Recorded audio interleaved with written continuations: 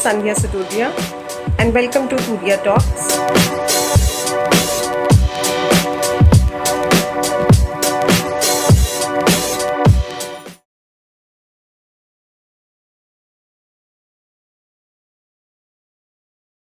Hello, everyone, and welcome to today's Tudia Talks on challenges of science communication fighting coronavirus. And of course, I would like to introduce today's expert, Dr. Saurav Pal. He is the director of Indian Institute of Science Education and Research, IISER, Calcutta. Our first question, very, very basic question. Like one of my friends yesterday was saying that he's too bored of webinars. But I think during such times, webinars, podcasts, blogs, and social media, they would play a pivot role. People shouldn't get bored because I think knowledge is one of the weapons in the current era. So, sir, my question is how communication vehicles such as interviews, podcasts, webinars, blogs, and social media are playing a key role in empowering the right scientific knowledge about COVID-19, sir? Yeah, let me thank you first for inviting me. I think I was not too much familiar with the Turia communications, but since I went to a meeting where you had come, I came to know about Turia that it's a startup that you are trying very good. I think it's a good initiative to have series on science communications. I think you should invite people from different sectors of science as you go forward. I must say first, before I answer your question, a little bit about our institute, Indian Institute of Science Education and Research, which is a relatively new institute set up in 2006. I'm very happy. Just yesterday, I came to know that among the rising institutions in India, there is a list by Nature Index. I hope many of you may know Nature Index journals. In that ranking of top 100 rising institutions in the world, we are the only set, and we are actually number one at the 59, and that's the unfortunate part. All the top ranked institutions are from China, except one from USA, I saw, and then we are the first from India, 59, and the second one is IIT Madras at 82. So Right. you can imagine, this is a great achievement for us that we are above IITs in terms of rising institutions. IIT Madras is below us. And not only that, the same Nature Index also ranks, this is actually on the basis of 5 years, but the Nature Index also runs a last 12 months performance, in which among all the academic institutions in India, we are ranked 5th, behind IISc Bangalore, Homi Bhabha National Center for Basic Science, IIT Bombay, IIT Madras, and then next is IISER Kolkata. So we are actually doing very well. Yeah. I'm very happy with the performance at IISER Kolkata. For developed nations, US and UK webinar has been there, but we see that quantum shift in developing nations, including India. Now, I think people are not so happy about webinars, but I think in order to impart knowledge, webinar is one of the best ways. So, and for science communication, for serious communication, I think blogs, webinars, podcasts, emailers, I think these are the ways and these are the vehicles by which scientists can communicate with the society at large. Isn't it, sir? Yes, I agree. Yeah, I agree completely. And I think it is wrong to say that webinar is not. I should say the webinar is not so popular in India. I think it has been more or less there for some time. So it's not that we are completely off from the webinar. And I think there are a lot of conferences the government is doing. DST is doing, Department of Science and Technology, Science Engineering Research Board, DBT, through the conferences. So I think it's a very good mode, I would say, for conducting the science communication. So this is very, very important to realize that I think this is something that has happened and it may change our life. It may change our life, but I think we will respond to this and probably there will be new ways of communicating science in a better way. So that is what I want to say, that it's a great opportunity for us. Today, realize that we are now teaching online. which you never thought we can do. So We could never think of it. Yeah, classroom teaching has now been converted to online teaching, either through Google Meet or Zoom. There are so many platforms. And initially people thought, how can they teach? But I think slowly people are realizing that it's an effective medium. So I think medium is something, obviously, when there is an eye contact in the classroom with the students, and there's a full blackboard, it's much more advantageous. You really cannot replace that so easily.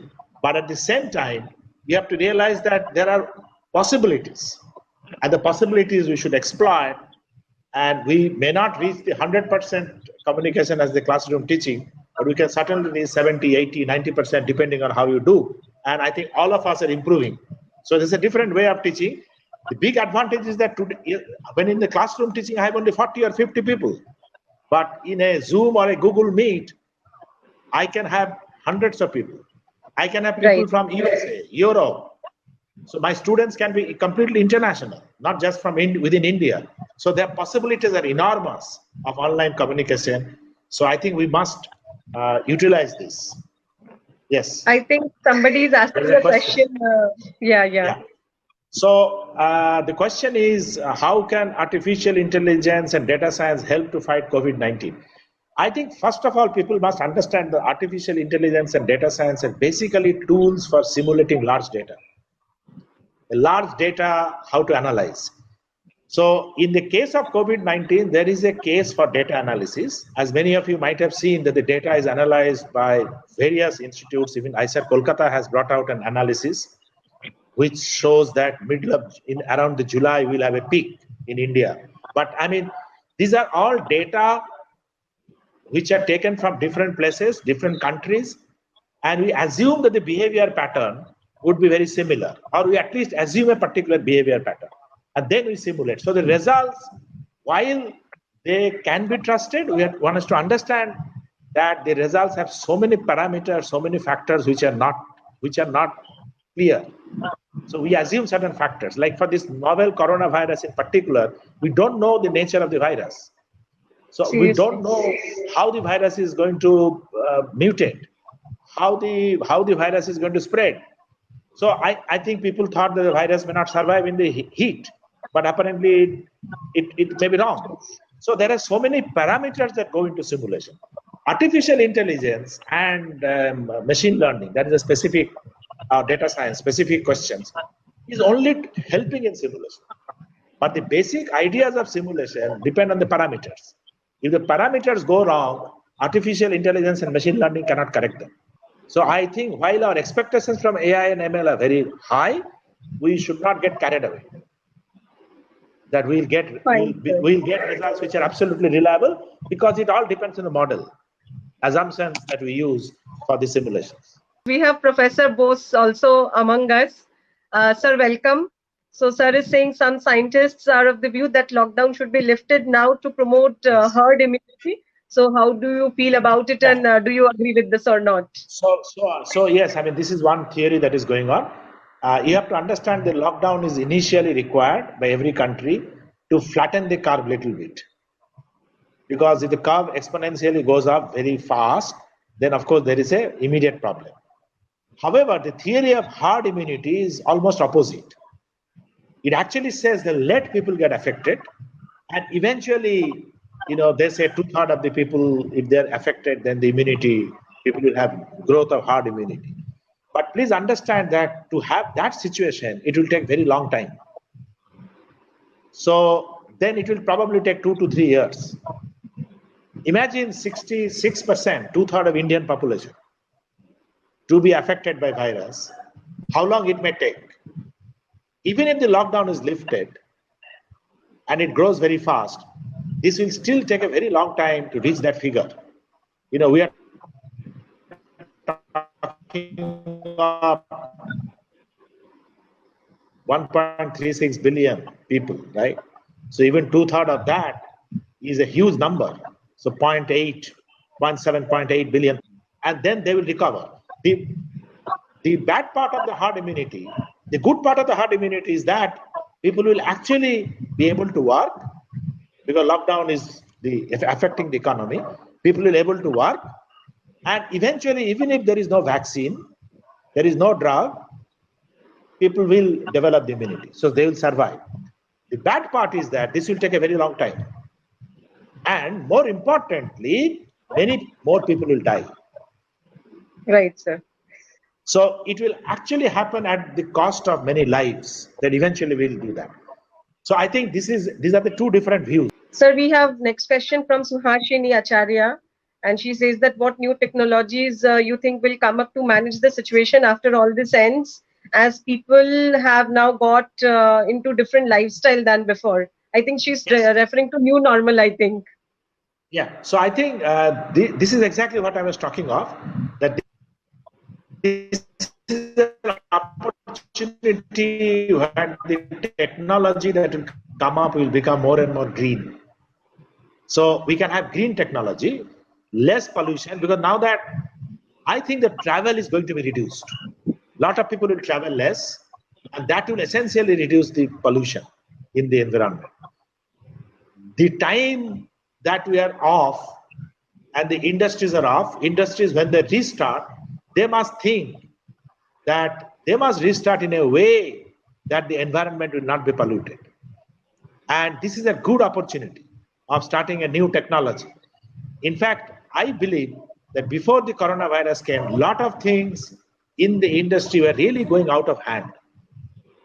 And things were just not in our control. So the CO2 emission is just one aspect of it. But I think now that we have to restart, it's a time where new technologies have to be brought in. I think so what new technologies? Certainly more and more new digital technologies will come in. That is for sure. More technology based on artificial intelligence, machine learning will come in. That is also for sure.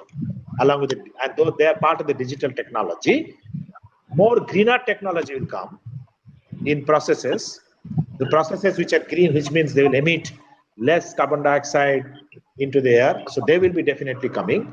And that, I think, is very, very important realization that this is an opportunity to bring in new technologies. And now that it has happened, the pandemic, I think we have to restart, of course. There is no question about it. So we must restart with the new technology, and particularly the lifestyle, as we said, lifestyle has completely changed. So our lifestyle has become more and more digital. We know now how to work from home more than before. And there are several things which actually can be worked from home. So I think because of social distancing, that will also become the norm. Industries who are in the production sector, they have to go on the site. I think that is where new technologies have to be brought in, such that the environment pollution reduces. Some amount will reduce automatically because the lifestyle will change. Because of social distancing, less people will unnecessarily crowd. There are a lot of people who are unnecessarily on the street, who are on the road. I think that number will go up. Number of vehicles will go down. And I think general travel will reduce. So certain things will happen naturally. Working from home will also bring new digital technologies. This question is by few science reporters covering science as a beat across the nation. So they have got another take. They feel that scientists must see journalism as necessary to the process of communicating science, but not as an obstacle to reaching the public. So what is your view on this? I'm so sorry for asking this, but people wanted to know this. My view is certainly journalism can help science. So there is no conflict. It's very important for the science journalist probably to learn about the topic that they are covering in a little bit more depth. Right. And then try to write them in a way that will go to the normal public in a correct manner. So the correctness and the authentication must be seen. I have seen in my own experience that many times the journalists are in a hurry. And that's the problem. They often call me that we want to put a story. And everything is a story for them. And let's say some scientific research has taken place. So we want to say, please let's write it down properly. We'll give you in writing, and then you publish. Let's do a proofreading. Very often they don't have a time. They said, no, it must go tomorrow morning. So the problem with the news or journalism is that the fact that it has to be topical, the fact that it has to be new, they're in a hurry. Else, I don't think any scientist will say that the journalism is not required.